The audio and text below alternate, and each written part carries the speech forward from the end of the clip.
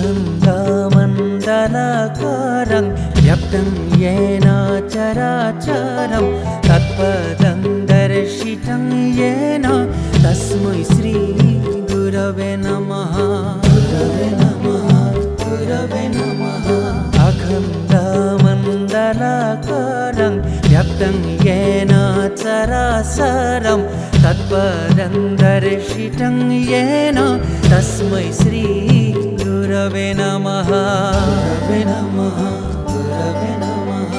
अखण्डमण्डलाकारं व्याप्तं येन चराचरं तत्पदं दर्शितं येन तस्मै श्री गुरवे नमः।